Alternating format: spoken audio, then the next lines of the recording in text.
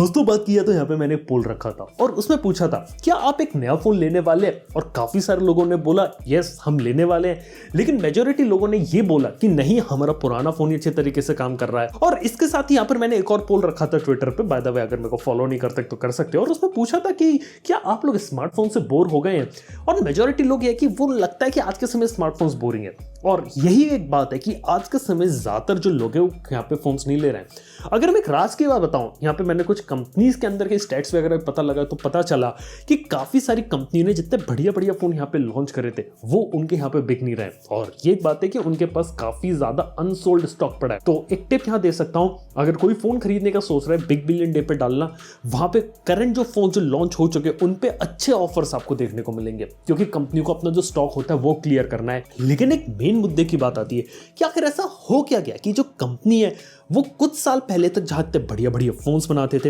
इतनी कमाल के काम करते थे, लोगों को भी पसंद आता था, 6 महीने से 1 साल में लोग नया फोन लेते थे, वो चीज बिल्कुल थम सी गई है। मतलब इसे पीसी मार्केट जैसा नहीं समझ सकते हम कि यहाँ पे एक पीसी मार्केट में क्या होता था, पहले यहाँ पे अच्छे प्रोडक्ट्स आते थे, नए नए प्रोसेसर, नए नए जीपीयूज आते थे, और वो साइकिल जो रहती है वो अब उतनी एक्साइटिंग रह नहीं गई। हालांकि नए प्रोसेसर नए ग्राफिक कार्ड्स आते हैं, लेकिन अब उतना एक्साइटमेंट क्रिएट नहीं कर पा रहे, और सेल्स भी देखा तो बिल्कुल फ्लैट सी हो गई, उसके अंदर एक बूस्ट नहीं आ रहा। और यही चीज मोबाइल फोन के साथ है। चारों तरफ देखा जाए तो मोबाइल फोन लोग लेने के लिए अब इतना इंटरेस्टेड नहीं जितना पहले हुआ करते थे, और यही चीज को लेकर सारी कंपनी आज के समय में चिंता में। अब देखा जाए तो इसके क्या क्या कारण हो सकते हैं। वेल, सबसे पहला कारण तो यह कि लोग आज के समय में अपग्रेड नहीं कर रहे। कहने का मतलब है कि लोग जो है उनका जो करंट फोन है वो अच्छे तरीके से यहाँ चल रहा है, और इसका इंपैक्ट ये पड़ता है कि अगर करंट फोन अगर आपका अच्छे तरीके से यहाँ पे चल रहा है तो यहाँ पे आपको एक नया फोन लेने की जरूरत क्या है। आज के समय में मोबाइल फोन में तो अपडेट्स आते हैं, लोग लंबे समय तो फोन यूज कर सकते हैं, तो हर साल एक नए फोन को स्विच करने का कोई रीजन बना नहीं। लोगों के पास इतना फालतू पैसा भी नहीं है कि यहाँ पे हर महीने 20-25 हजार का फोन खरीदें, या हर 6 महीने 1 साल के बाद 40-50 हजार का नया फोन लें। और ये चीज अब लोग समझ रहे हैं कि यहाँ पे एक फोन उन्होंने जो ले लिया उसे वो लंबे समय तक यूज कर सकते हैं। और यही एक रीजन है कि जो अपग्रेड साइकिल है वो अब धीमे हो गई है, प्लस जो लोग नया फोन यहाँ पे ले रहे थे वो भी अब कम हो गया। हालांकि नए फोन यहाँ पे बिक रहे हैं, लेकिन यहाँ पर देखा है तो उतनी क्वांटिटी में नहीं बिक रहे जितना पहले बिकते थे, क्योंकि मोबाइल फोन के अंदर ऐसी कोई चीज अब आ ही नहीं रही जो लोगों को यहाँ पे कन्विंस करे। और यहीं पे हमारा अगला रीजन आता है कि मोबाइल फोन्स क्या बोरिंग है। बिल्कुल, ये एक फैक्टर हो सकता है यहाँ पे, क्योंकि बात यह तो मोबाइल फोन के अंदर अब उतनी बड़ी चीजें नहीं आ रही। अगर आप यहाँ पे कंपेयर करेंगे तो पिछले कुछ सालों में मोबाइल फोन वैसे के वैसे हैं। जहां पहले क्या होता था कि अभी एक कैमरा है, उसके 1 साल बाद 2 कैमरे आ गए, फिर 6-8 महीने के बाद 4 कैमरा आने लगे, प्रोसेसर्स बेटर होते चले गए, फास्ट चार्जिंग की टेक्नोलॉजी हो गई। लेकिन अभी क्या पता है, अभी हम स्मार्टफोन्स में एक पीक पे पहुंच चुके हैं जहां पे जितनी चीजें एक मोबाइल फोन में डाल सकते थे वो डाल दिए, अब उतनी चीजें बची नहीं है। मतलब एक एग्जांपल लूं, साल की शुरुआत में 100 वॉट के चार्जिंग के फोन नए नए आए थे, अब कितने पॉपुलर हो गए।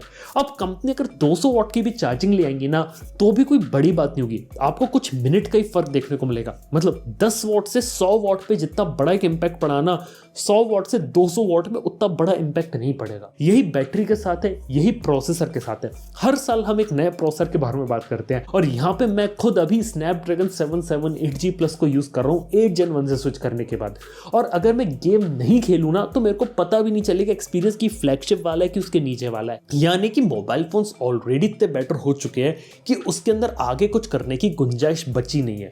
और जब तक ऐसी कोई नई चीज नहीं आती तब तक लोगों को एक रीजन मिलता नहीं कि एक नया फोन अपग्रेड करने का। अब एक सवाल आता है, क्या 5G यहाँ पे चीजें बदल सकता है? बिल्कुल, 5G के आने के बाद यहां पर एक इंडस्ट्री में चेंज आएगा, और काफी सारे जो 4G थे वो 5G पे यूज करेंगे, लेकिन उतना बड़ा मैसेज चेंज नहीं आएगा जितना लोग सोच रहे हैं। पहली बात, 4G यहाँ पे जिंदा रहेगा, 4G खत्म नहीं होगा।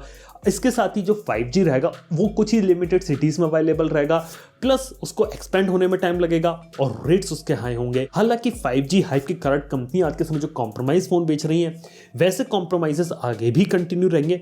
5G को स्टेबल और सस्ता होने में थोड़ा सा टाइम लगेगा। मतलब अगले साल आप ये समझ सकते हैं कुछ 4G फोन्स लॉन्च होंगे, लेकिन काफी सारी कंपनीज अपने पूरे पोर्टफोलियो को धीरे धीरे 5G भी करेंगी। लेकिन इतना बड़ा चेंज एक्सपेक्ट नहीं होगा जैसे जियो के आने के बाद हुआ था, क्योंकि जियो एक नया ऑपरेटर था, उसे अपनी सिम बेचने थे और अपने नेटवर्क को फैलाना था, नए यूजर्स के साथ कनेक्ट होना था, इसलिए फ्री 4G सर्विस लेके आया जो 3G में काम नहीं करती थी और एक 4G पे लोग यहाँ पे शिफ्ट हो गए। वैसा चेंज हम यहाँ 5G पे एक्सपेक्ट नहीं कर सकते, ये एक चीज यहाँ रहेगी। इसी के साथ ही बात की जाए तो एक और चीज जो यहाँ पे लोगों को रोक रही यहाँ पे फोन्स का महंगा होना, यानी कि इन्फ्लेशन रेट। अब पहले क्या होता था कि 10,000 रुपए में एक बढ़िया फोन मिलता था, कुछ समय पहले तक 15,000 में अच्छा था। अब 20,000 में भी अच्छे फोन्स नहीं मिल रहे हैं। मतलब 20,000 में 4K वीडियो रिकॉर्डिंग कितने नए फोन्स के अंदर आ रहा है, ये भी एक बात है। लेकिन हाँ, मैं सिर्फ आपसे एक एग्जांपल ले रहा हूं कि फोन्स की कीमतें क्यों इंक्रीज हो गई। पहला चीज, यूक्रेन रशिया में वॉर थी, ग्लोबल चिप शॉर्टेज थी, सप्लाई चेन के अंदर प्रॉब्लम्स थे, ऊपर से यूएस और चाइना के बीच में टेंशन चलता रहता है, ताइवान के ऊपर जहां से चिप्स वगैरह बनती हैं, और काफी सारे फैक्टर्स वगैरह लगते लगते फोन्स की कीमत ज्यादा हो गई। इवन जो फोन्स इंडिया में बनते हैं उनके पार्ट जो बाहर से आते हैं वो यूएस डॉलर से इंपोर्ट किए जाते हैं और अमेरिकी डॉलर का रेट ऑल टाइम हाई चल रहा है। और इन सब का मेन इंपैक्ट ये पड़ रहा है कि हमारे मोबाइल फोन्स की कीमतें यहाँ पे ज्यादा हो रही हैं, और जब कीमतें यहाँ पे ज्यादा हो रही है और उतनी चीजें प्रोवाइड नहीं कर पा रहे, तो ये भी एक रीजन है कि लोग जो वो नए के ऊपर क्यों भागे। ये एक सिंपल सा बेसिक रीजन है। Global economic slow down, recession वगैरह की बातें करना, इन सब का भी इंपैक्ट पड़ा है। और जहां पहले इतनी डिमांड थी वो डिमांड नहीं। इवन मैं पैंडेमिक का भी एक एग्जांपल ले सकता हूं। पैंडेमिक के पहले काफी अच्छी बूम थी। पैंडेमिक पे समय भी काफी सारे लोगों ने नए फोन्स, नए टैबलेट, लैपटॉप, मोबाइल, सारी चीजें यहाँ पर ली। लेकिन अब पैंडेमिक के बाद उतनी चीजें यहाँ पे अवेलेबल नहीं है। इसे हम पोस्ट पैंडेमिक शॉक भी कह सकते हैं कि अब जो रिक्वायरमेंट है वो उतनी अब बची नहीं है जितना लोग एक्सपेक्ट कर रहे थे। और यही देख के ऐसा लग रहा है कि जो लोगों के पास जो पैसा पड़ा है वो अब इन्वेस्ट नहीं करना चाहते किसी मोबाइल फोन वगैरह में, क्योंकि ऑलरेडी जो चीज अच्छे तरीके से चल रही है वही चलाओ। लेकिन वही एक बारी आती है, क्या कोई रियल इनोवेशन इस चीज को बदल सकता है? यार ऐसा हो भी सकता है। देखा जाए तो रियल इनोवेशन होने में टाइम लगता है, रातों रात नहीं हो सकता। अभी के समय में इनोवेशन कहां पे चल रहा है? फोल्डेबल टेक्नोलॉजी में चल रहा है। फोल्डेबल फोन्स अच्छे हैं, लेकिन क्या उतना बड़ा इंपैक्ट क्रिएट कर पाएंगे फोल्डेबल फोन? ये थोड़ा मुश्किल है। फोल्डेबल फोन चीज अच्छी है, लोगों को चीज पसंद आती है। ये चीज अगर सस्ते में है तो कुछ लोग इसके ऊपर मूव करेंगे, लेकिन क्या मार्केट में सभी फोल्डेबल फोन्स आपको देखने को मिलेंगे? ऐसा भी नहीं होने वाला। ऐसी अंडर डिस्प्ले कैमरा एक चीज है, ये भी एक प्रीमियम चीज है, कुछ साल के बाद स्टेबलाइज हो जाएगा, सस्ते में भी देखने को मिलेगा।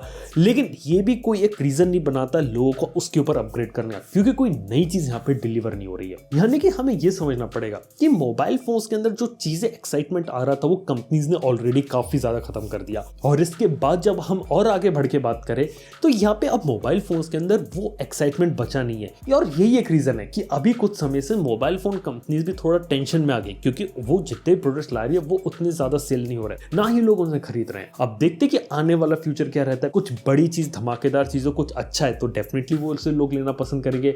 और खास तौर पर डिपेंड करता है लोग की यहाँ पे जरूरत क्या है। अगर लोग की जरूरत है यहाँ पे फुलफिल करेगी कोई कंपनी तो वो यहाँ पे सक्सेसफुल भी हो सकती है। लेकिन देख के ऐसा लगता है कि जितनी बड़ी चीज यहाँ पे पहले आई थी ना, वो वैसा कुछ वहां पे रिपीट नहीं होने वाला है यहाँ पे। दोस्तों ये कुछ ऐसे आंसर्स थे जिसका हम जानने की कोशिश करिए और पीछे एक मार्केट में क्या चल रहा है वो है। और एक बात बता सकता हूँ आप लोग को, देखा तो इस साल के लिए काफी ज्यादा प्लानिंग करी थी, लेकिन काफी सारी चीजें कंपनीज को हॉल्ट करनी पड़ी। लेकिन अगले साल की प्लानिंग अभी से चालू है कि अगले साल से मार्केट को रिवाइव कैसे किया जाए। इसके बाद जब 5G आते हैं तो उसके ऊपर कैसे उसका ज्यादा से ज्यादा बेनिफिट उठाया जाए, ये देखते हैं क्या रहता है। लेकिन बात की अभी के समय में, ये है मोबाइल फोन मार्केट की कहानी। ज्यादातर लोग इस समय मोबाइल फोन नहीं ले रहे हैं। बात है, मेरा आप लोगों से एक सवाल है, आप लोग क्या लगता है कि मोबाइल फोन सच में बोरिंग हो गए हैं इसलिए लोग नहीं ले रहे हैं, या फिर आपको जो करंट फोन है आपका वही पसंद है, एक किसी नए पर जाने का रीजन मिलता नहीं है? आप लोग का कोई भी यहाँ पे रीजन हो नीचे कमेंट जरूर करके बताना आप लोग। Thank you. मैं आपसे नेक्स्ट वन में। Good bye.